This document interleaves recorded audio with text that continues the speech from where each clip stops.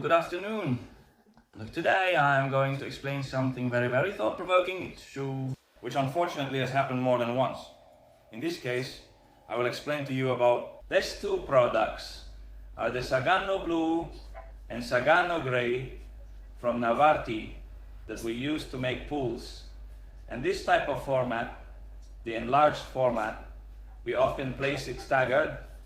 This can be placed flush or staggered. Okay, be careful when we place it staggered. The manufacturer always advises not to stagger it more than 20%. Why?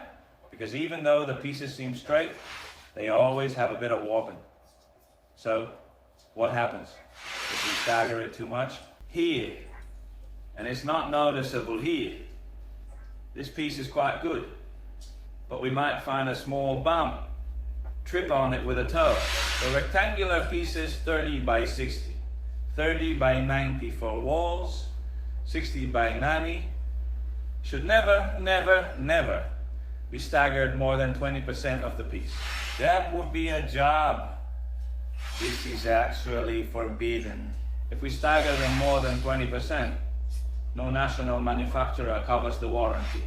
Keep that in mind. So this product, which is really cool, whenever you go to place it in a pool, have that caution. Hey, we like to put it staggered.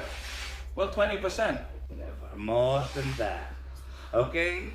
This one is mainly used for aspen, Sagano, all those we use for pools these days. Remember, non-slip porcelain tile for pools. Never stagger it more than 20%. Not in the pool, not on the house floor, not in the kitchen, or on any cladding, nowhere. Staggered less than 20%, so it covers the warranty. And not just for the warranty, but because if we stagger it like that, we get those edges, those lifted edges in the pool. Because the tile is a bit warped. It's a bit warped downwards, upwards. Okay?